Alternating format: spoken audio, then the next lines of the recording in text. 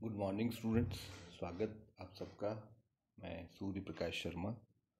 और जैसा कि आप लगातार जुड़े हुए हैं तो आप देख पा रहे हैं कि आजकल हम फंडामेंटल राइट्स पढ़ रहे हैं भारतीय संविधान के अंतर्गत। और उसमें मैं पिछले 4 वीडियो में आपको ये बता चुका हूँ कि फंडामेंटल राइट्स का कॉन्सेप्ट क्या है। भारतीय संविधान में जो फंडामेंटल राइट्स हमको मिले हुए हैं उनकी चर्चा हमने की है। और उसमें हमने समानता के अधिकार की बात की, स्वतंत्रता के अधिकार की बात की, शोषण के विरुद्ध अधिकार की बात की और धार्मिक स्वतंत्रता के अधिकार की बात की, जिसमें व्यक्तिगत धार्मिक स्वतंत्रता भी और सामूहिक स्वतंत्रता की बातें की हमने। आज हम बात करेंगे जो शेष 2 अधिकार हैं मूल अधिकारों के अंतर्गत, उनकी बात करेंगे। एक है शिक्षा और संस्कृति का अधिकार, अनुच्छेद 29 और 30 में दिया गया है ये। और दूसरा है आपका संवैधानिक उपचारों का अधिकार, इनकी बात करेंगे। तो शुरू करते हैं।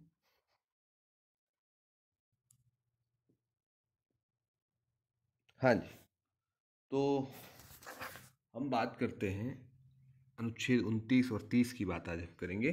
सबसे पहले अनुच्छेद 29 की चर्चा करते हैं। अनुच्छेद 29 में 2 अधिकारों की बात की गई है। किसे प्राप्त है ये अधिकार? सबसे पहले देखिए, भारत में निवास करने वाले नागरिकों के कोई भी समूह जिसकी अपनी पृथक भाषा, लिपि या संस्कृति है, उसे ये अधिकार प्राप्त है। इसे भारत में निवास करने वाला नागरिकों का कोई समूह, मैंने विदेशियों को नहीं है। पहली चीज़ तो ध्यान रखिए, नागरिकों का समूह होना चाहिए। कोई कैसा समूह? जिसकी अपनी अलग भाषा हो, या उसको लिखने की लिपि अलग हो, या उसकी कोई अलग संस्कृति हो। तो उसे क्या अधिकार है? पहला अधिकार तो यह है कि उसको संरक्षित रख सकता है। संरक्षण के लिए, उसके बचाव के लिए, सुरक्षित रखने के लिए जो आवश्यक हो वो सब उपाय वो कर सकता है। दूसरी बात यह है कि किसी भी नागरिक को धर्म, प्रजाति, जाति अथवा भाषा के आधार पर सरकार द्वारा संचालित अथवा सहायता प्राप्त शिक्षण संस्था में प्रवेश से वंचित नहीं किया जा सकता। कोई भी भाषा हो आपकी, कोई भी धर्म हो,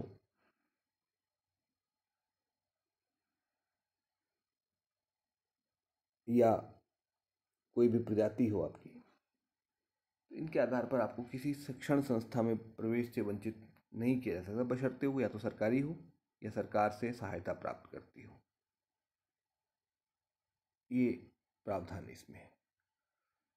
तो ये अक्सर किताबों में आप देखने मिलते हैं, धार्मिक अल्पसंख्यकों का लिखा हुआ मिलता है किताबों में, लेकिन वास्तव में ये अधिकार अल्पसंख्यकों का नहीं है, किसी भी समूह का। शब्दावली जो है संविधान में प्रयुक्त, तो वो ये है कि किसी भी समुदाय जिसकी अलग भाषा, संस्कृति हो। तो प्रायः क्योंकि ये लागू जब होता है परिस्थितियों में अल्पसंख्यकों में, लेकिन संविधान में ऐसा नहीं है कि अल्पसंख्यक होना चाहिए, ज़रूरी ही नहीं है। किसी भी वर्ग का हो सकता है, बस उसकी अलग भाषा होनी चाहिए, संस्कृति होनी चाहिए, लिपि होनी चाहिए। आगे हम बढ़ते हैं। नेक्स्ट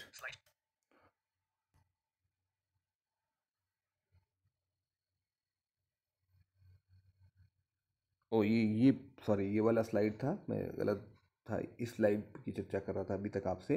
अब इससे अगली स्लाइड पे चलते हैं हम। आप देखें इसको। पहले 2 अधिकार इसमें दिए हैं आपको। पहला तो ये नागरिकों का कोई समूह हो जो भाषा की दृष्टि से या लिपि की दृष्टि से या संस्कृति की दृष्टि से अलग हो, उसको 2 अधिकार हैं। पहला, अपनी भाषा, लिपि या संस्कृति को संरक्षित रखने का अधिकार, और दूसरा, उसे किसी भी शिक्षण संस्था में जो सरकारी होगी या सरकार से सहायता प्राप्त होगी, प्रवेश से वंचित नहीं किया जा सकता। नेक्स्ट पढ़िए। अब आते हैं अनुच्छेद 30 पर। धार्मिक तथा भाषाई अल्पसंख्यकों को निम्न 2 अधिकार प्रदान करता है अनुच्छेद 30 भी। अनुच्छेद 29 में 2 अधिकार हुए, अनुच्छेद 30 में भी 2 अधिकार है। पहला, शिक्षण संस्थाओं की स्थापना करने का अधिकार, बहुत महत्वपूर्ण अधिकार। धार्मिक या भाषाई अल्पसंख्यक समूह जो है वो अपनी शिक्षण संस्थाएं स्थापित कर सकते हैं। नेक्स्ट, राज्य अनुदान का आवंटन करने के मामले में अल्पसंख्यक संस्थाओं के प्रति भेदभाव का आचरण नहीं करेगा। ये एक और महत्वपूर्ण बात है।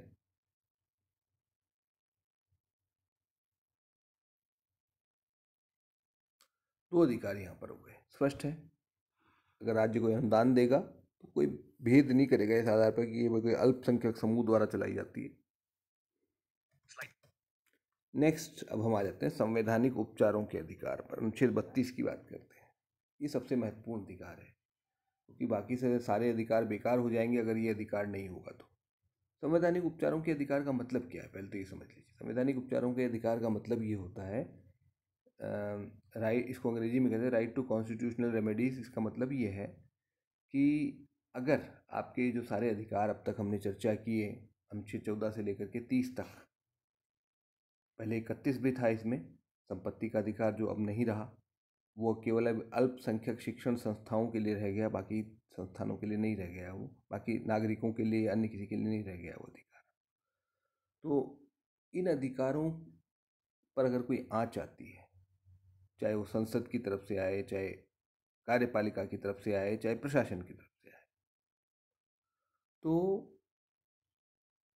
कोई होना चाहिए जो उसकी रक्षा कर सके। और ये काम संविधान ने किसको दिया है? न्यायपालिका को दिया है। न्यायपालिका में भी सुप्रीम कोर्ट को सीधे सीधे अधिकार दिया है, या नागरिकों को सीधे सीधे अधिकार दिया है कि वो सुप्रीम कोर्ट में जा सकते हैं सीधा। इसके अलावा नागरिक सीधे सीधे सुप्रीम कोर्ट में नहीं जा सकता किसी मामले में।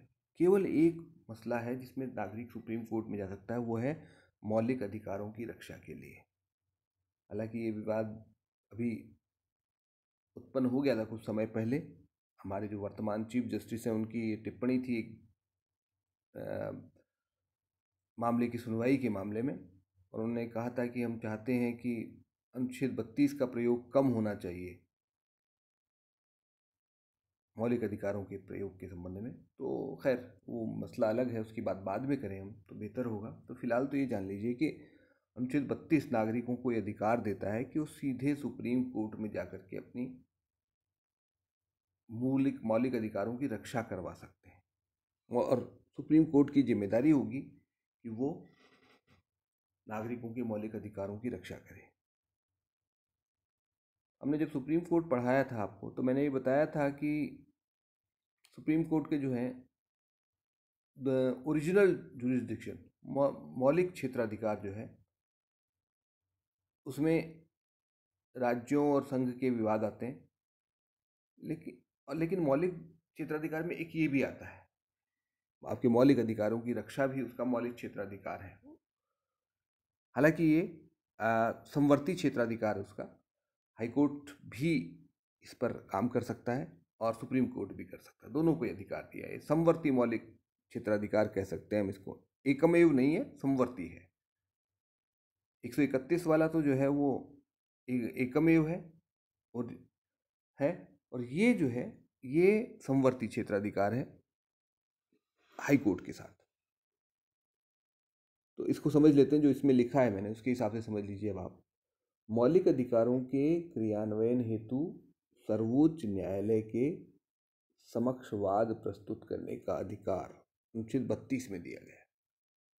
यानी अगर आपके मौलिक अधिकार कहीं छीने जाते हैं, कम किए जाते हैं कानून बना करके, या कार्यपालिका के आदेश से, या प्रशासन के कोई आदेश से, तो आपको ये अधिकार है, भारतीय नागरिकों को ये अधिकार है कि वो सीधे सीधे जा सकते हैं सुप्रीम कोर्ट, या जिसको भी ये अधिकार प्राप्त है वो जा सकता है सीधा। और दूसरी बात यह है कि सर्वोच्च न्यायालय की जिम्मेदारी है, मना नहीं कर सकता सुप्रीम कोर्ट, ये नहीं कह सकता कि हाई कोर्ट में क्यों नहीं गया। हालांकि अभी चीफ जस्टिस साहब ने ये कहा था, लेकिन संविधान उन सुप्रीम कोर्ट से अपेक्षा नहीं करता संविधान ये अपेक्षा करता है कि सुप्रीम कोर्ट नागरिक की याचिका को सुने और नागरिक के मौलिक अधिकारों की रक्षा के लिए निम्न 5 प्रकार की आदेश जारी कर सकता है। कौन कौन से हैं? बंदी प्रत्यक्षीकरण का आदेश जारी कर सकता है, इसको हैबियस कॉर्पस कहते हैं, लैटिन भाषा का शब्द है ये। फिर परमादेश जारी कर सकता है, मैंडमस कहते हैं अंग्रेजी में इसको। प्रतिषेध, प्रोहिबिशन, उत्प्रेषण, सर्ट्यूररी और अधिकार पृच्छा यानी कोवरंटो, ये 5 प्रकार के आदेश जारी कर सकता है। क्या है इनका मतलब? सबसे पहला बंदी प्रत्यक्षीकरण। मान लीजिए किसी को बंदी बना लिया गया है अवैध तरीके से। एक तो बंदी बनाने का तरीका आपको मैंने बताया था 21 में है ना, 22 में दो तरह की से बंदी बनाने के प्रावधान है, एक सामान्य कानून के तहत, एक निवारक निरोध के अधिनियम के तहत। लेकिन किसी को अवैध तरीके से बंदी बना लिया जाता है, सपोज करिए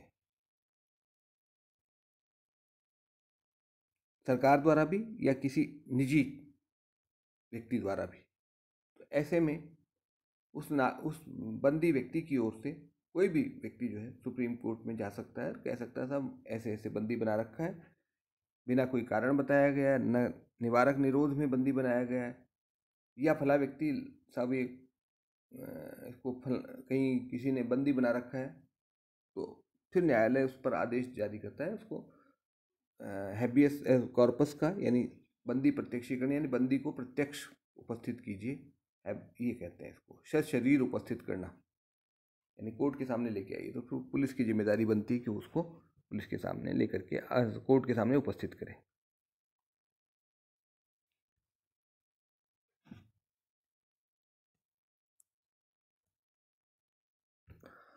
दूसरा परमादेश, मैंडमस। मैंडमस का मतलब ये होता है कि सरकार किसी अधिकारी को ये आदेश दे सकती है कि किसी मौलिक अधिकार को लागू करने के लिए उसे क्या करना है। जैसे मान लीजिए आपके समानता का अधिकार का उल्लंघन होता है कहीं पर, आपने एडमिशन के लिए अप्लाई किया, समान श्रेणी में अधिक प्रतिशत वाले का प्रवेश नहीं हुआ और कम वाले का हो गया। श्रेणी समान होनी चाहिए, ये ध्यान रखिएगा आप लोग, क्योंकि श्रेणी के आधार पर भेदभाव करने का अधिकार तो 15 और 16 में मिल जाता है सरकार को। अगर समान श्रेणी का व्यक्ति है, समान कैटेगरी का व्यक्ति है, तो अगर कम वाले का प्रवेश हो जाता है, ज़्यादा वाले का नहीं होता, तो ज़्यादा वाले को ये अधिकार है कि वो कोर्ट में जाकर के परमादेश जारी कराए, सुप्रीम कोर्ट से, हाई कोर्ट से, और सुप्रीम कोर्ट या हाई कोर्ट ये कहेगा उस स्थिति में कि भाई इस व्यक्ति को प्रवेश दिया जाए, अगर उसकी बात सही है तो। तीसरा प्रतिषेध, ये कोर्ट्स के लिए होता है जनरली। कोर्ट अगर कोई निचली अदालत कोई ऐसा मुकदमा सुन रही है जो उसके अधिकार क्षेत्र में नहीं है, तो सुप्रीम कोर्ट को ये अधिकार है कि वो उसको कह सकता है कि आप इस पर सुनवाई ना करें। फिर है उत्प्रेषण।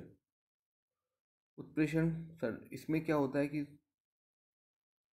सुप्रीम कोर्ट निचली अदालत से किसी मामले को अपने पास सुनवाई के लिए मंगवा सकता है।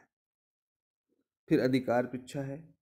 अधिकार पृच्छा मतलब ये है कि कोई पदाधिकारी, संवैधानिक किसी पद पर जो पद धारण करने वाला व्यक्ति है, उससे कोर्ट ये पूछ सकता है कि आप किस अधिकार के तहत इस पद पर हैं, यानी वो अपने आप को, उसको अपनी योग्यता साबित करनी पड़ती है कि मैं अपनी योग्यता से इस पद पर हूँ, उसको बताना पड़ता है।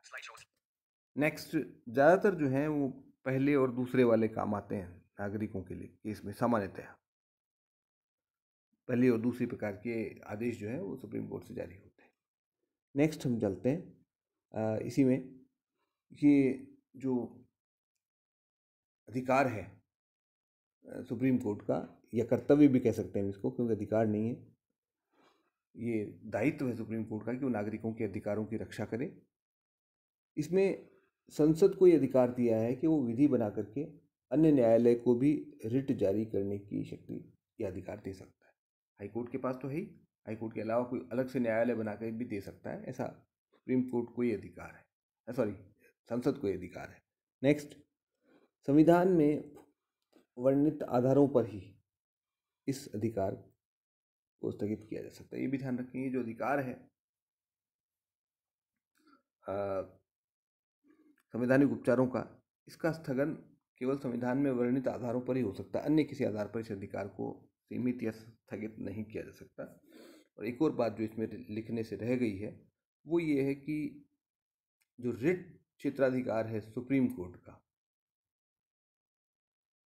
उसकी तुलना में हाई कोर्ट का रिट क्षेत्राधिकार अनुच्छेद 226 के तहत वो ज़्यादा विस्तृत है। सुप्रीम कोर्ट तो केवल मौलिक अधिकारों की रक्षा के लिए रिटें जारी कर सकता है, आदेश जारी कर सकता है, ये 5 प्रकार के। हाई कोर्ट अन्य मामलों में भी इसी आदेश जारी कर सकता है। तो ये है आपका अधिकार संवैधानिक उपचारों का, यानी कॉन्स्टिट्यूशनल रेमेडीज का राइट। नेक्स्ट हम चलते हैं संपत्ति के अधिकार की चर्चा कर लेते हैं, जो अब आपका मौलिक अधिकार नहीं है, अब एक कानूनी अधिकार है। वो संवैधानिक तो है लेकिन मौलिक अधिकार नहीं है। संवैधानिक इसलिए कि संविधान में उसका उल्लेख है, और कानूनी इसलिए कि कानून द्वारा वो नियंत्रित होता है। देखिए, मूल संविधान में अनुच्छेद 19(1)(f) और अनुच्छेद 31 में नागरिकों को संपत्ति का मौलिक अधिकार प्रदान किया गया था। क्या था इसमें? अनुच्छेद 19(1)(f) में तो आप नागरिकों को यह अधिकार था कि संपत्ति अर्जित कर सकते हैं, धारण कर सकते हैं और उसका प्रबंधन कर सकते हैं, ये सारा अधिकार नागरिकों को था। यह 19(1)(f) वही वाला है जिसमें आपके और सारी स्वतंत्रताएं दी गई ना। 19(1)(a), B, C, D, E, F, G थे, 7 थे, उसमें से अब F हटा दिया गया है, बाकी सब मौजूद हैं अभी, जिसमें विचार अभिव्यक्ति की स्वतंत्रता 19(1)(a), सभा करने की, शांतिपूर्वक सभा करने की 19(1)(b), इसी तरह से संगठन बनाने की 19(1)(c), भारत में निर्बाध भ्रमण की 19(1)(d), निवास की 19(1)(e), फिर ये संपत्ति का था, अंतिम जो है व्यापार और व्यवसाय की 19(1)(g). तो F जो है वो था 19(1)(f) में मैंने आपको बताई दिया कि नागरिकों को संपत्ति को प्राप्त करने, धारण करने तथा उसका डिस्पोज ऑफ करने, यानी विक्रय वगैरह जो भी आपको करना है, दान भी दे सकते हो, विक्रय कर सकते हो, जो भी आपको करना है वो आप कर सकते हो। 31 में क्या अधिकार था? व्यक्तियों को विधि के प्राधिकार के बिना संपत्ति से संबंधित वंचित किए जाने से संरक्षण प्रदान किया गया था। ये अधिकार था कि सरकार जो है विधि के प्राधिकार के बिना नागरिकों को और बिना उचित मुआवजा दिए उनको संपत्ति से वंचित नहीं कर सकती थी। यानी अगर आपकी संपत्ति ली जाएगी तो आपको मुआवजा दिया जाएगा। मुआवजा मतलब मार्केट रेट से मुआवजा। लेकिन सरकार के लिए ऐसा कर पाना संभव नहीं हुआ, क्योंकि सरकार के पास इतना पैसा भी नहीं था, और सरकार पैसा दे करके अगर ज़मीन खरीदती तो फिर वो विकास के कार्य अवरुद्ध हो जाते। तो बड़े बड़े जो ज़मींदार थे उनकी ज़मीनें लेने, कृषि सुधार के लिए सरकार ने इस अधिकार को समाप्त किया। परिवर्तन तो पहले संशोधन से ही शुरू हो गए थे कृषि सुधार कानून के लिए। भूमि सुधार कानून बना करके नवी अनुसूची जोड़ दी गई थी पहले ही संशोधन द्वारा, लेकिन फिर आगे चल करके 44वें संविधान संशोधन द्वारा इस अधिकार को समाप्त किया गया 1978 में। ये जनता पार्टी सरकार थी, आप ध्यान रखिएगा। अब ये आपका अनुच्छेद 300A में एक कानूनी अधिकार है। मैंने बता दिया कि कानूनी अधिकार इसलिए क्योंकि कानून द्वारा इसको नियमित किया जाता है।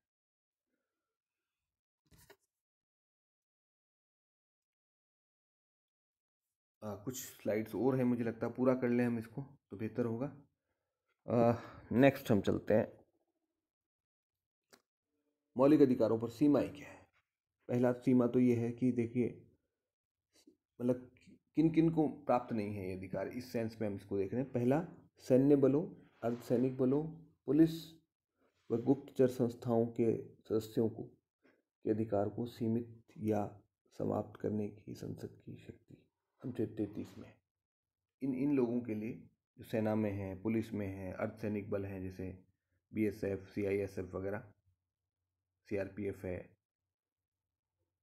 और जो गुप्त संस्थाएं जैसे रॉ है, आईबी है, इनके सदस्यों के लिए संसद कानून बना करके अधिकारों को सीमित कर सकती है या समाप्त कर सकती है। दूसरा, भारत के किसी भी भाग में अगर मार्शल लॉ लागू है यानी सैनिक शासन, तो संसद को मौलिक अधिकारों में कमी करने का अधिकार प्राप्त है। सामान्य तो संसद कानून बना करके कम नहीं कर सकती, आपको पता है, संशोधन तो कर सकती है लेकिन कानून बना करके कम नहीं कर सकती। लेकिन इन दो परिस्थितियों में संसद कानून बना करके कम कर सकती है, समाप्त कर सकती है। तीसरी बात, मौलिक अवधारणाओं प्रभावी बनाने हेतु संसद को कानून बनाने की शक्ति प्राप्त है, राज्य विधानसभाओं को नहीं है। ठीक है, ये प्रावधान इसमें किया गया है। फिर हम आते हैं आलोचना, क्या कमियां हैं। सबसे पहली बात, प्रतिबंधों की अधिकता है। हमारे संविधान में प्रतिबंध बहुत सारे बताए गए हैं मौलिक अधिकारों पर। हर अधिकार के साथ प्रतिबंध जोड़ दिए गए हैं, चाहे वो समानता का हो, चाहे स्वतंत्रता का हो, प्रतिबंधों को अधिक तवज्जो दी गई है और बहुत सारे प्रतिबंध लगा दिए गए हैं। कुछ मूल संविधान में लगा दिए गए, कुछ संशोधनों के द्वारा लगा दिए गए। और बड़े आश्चर्य की बात है, जहां अमेरिका में पहले 10 संशोधनों के द्वारा नागरिकों को मौलिक अधिकार दिए गए, वहां हमारे यहाँ पहले ही संविधान संशोधन द्वारा मौलिक अधिकारों पर प्रतिबंध लगाए गए। हमारा संविधान इस मामले में आगे था संयुक्त राज्य अमेरिका से कि हमने मूल संविधान में अधिकार दिए नागरिकों को, उन्हें बाद में संशोधन करके उन्होंने दिए। लेकिन हम तब पिछड़ गए जब हमने देखा कि पहले ही संविधान संशोधन द्वारा मौलिक अधिकारों पर सीमाएं बढ़ा दी गई, पहले वाली से और जोड़ दी गई। बहुत सारी, एक हाथ देता है दूसरे हाथ से ले लेता है, यूं कहें हम इसको। दूसरा, सामाजिक एवं आर्थिक अधिकारों का अभाव। इसमें सामाजिक और आर्थिक अधिकारों का विशेषकर अभाव है। काम का अधिकार नहीं है और तमाम तरह के जो आर्थिक अधिकार हमें मिलने चाहिए थे वो हमें नहीं मिले इसमें। तो बिना आर्थिक अधिकारों के राजनीतिक अधिकार का कोई विशेष महत्व रह नहीं जाता। तीसरा, अपरिभाषित शब्दावली। शब्दावली ऐसी है जिसको परिभाषित नहीं किया गया है और बड़ा व्याख्या उसकी कुछ भी की जा सकती है। जैसे जो प्रतिबंध लगाए गए हैं, जैसे लोक व्यवस्था, पब्लिक ऑर्डर। अब पब्लिक ऑर्डर का क्या मतलब लिया जाए, बड़ा मुश्किल है। इस तरह के बहुत सारे शब्द हैं, एक ही ये नहीं है। युक्ति युक्त प्रतिबंध, अब युक्ति युक्त किसे माना जाए, ये बड़ा मुश्किल है तय करना। तो बड़ी शब्दावली ऐसी है जो जटिल है, जिसका कोई अर्थ नहीं है। और इसी कारण कहा गया था कि हमारा संविधान जो है वकीलों का स्वर्ग है। वकीलों द्वारा वकीलों के लिए बनाया गया संविधान कहा जाता है हमारे संविधान को, क्योंकि उसमें शब्द अपरिभाषित छोड़ गए हैं। वकील और परिभाषित करते रहते हैं, उनको परिभाषा अपनी बदलते रहते हैं समय के अनुसार, आवश्यकता अनुसार।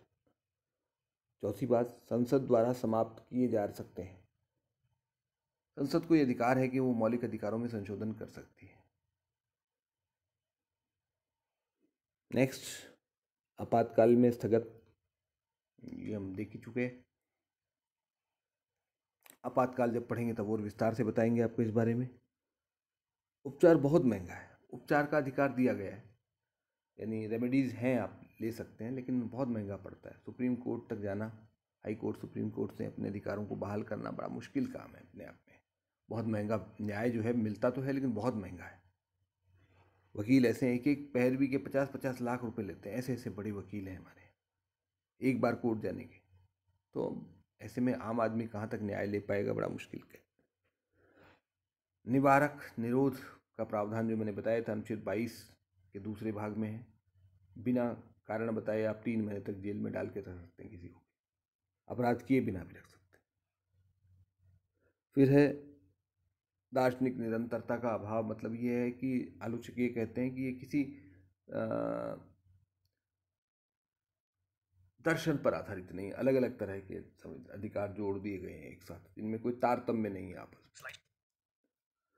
लेकिन ऐसा नहीं है, इन कमियों के बावजूद महत्व बहुत सारा है, उसकी भी बात कर लेते हैं हम। पहला, लोकतांत्रिक व्यवस्था की आधारशिला है हमारे अधिकार। जब तक समानता और स्वतंत्रता का अधिकार नहीं मिलेगा नागरिकों को, सही कह रहे हैं आप कि इसमें ये आलोचना तो सही है कि आर्थिक नहीं है, लेकिन राजनीतिक अधिकार बहुत महत्वपूर्ण है।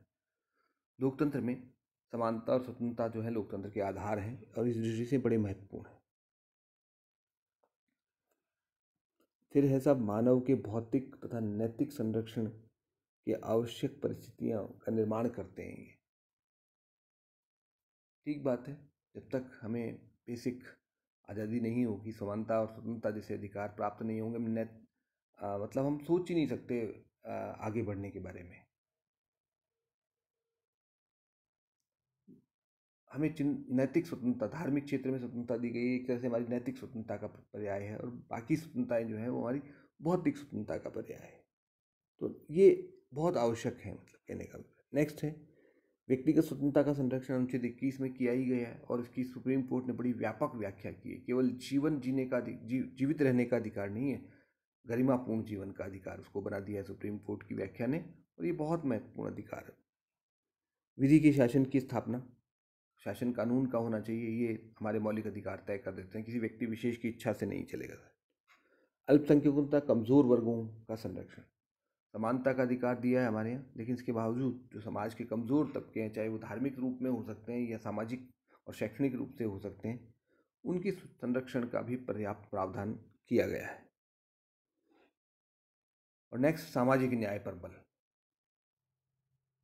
सोशल जस्टिस को हमने आधार बनाया है। समानता का अधिकार दिया है, देते हुए भी हमने इसको कहते हैं सकारात्मक विभेद के द्वारा हमने सामाजिक न्याय को साकार करने की कोशिश की है।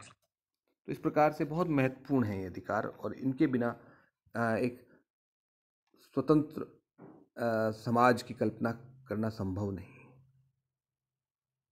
धन्यवाद आप सबको, उम्मीद है आपको बात समझ में आई होगी। कोई कठिनाई हो तो आप उससे संपर्क कर सकते हैं। धन्यवाद।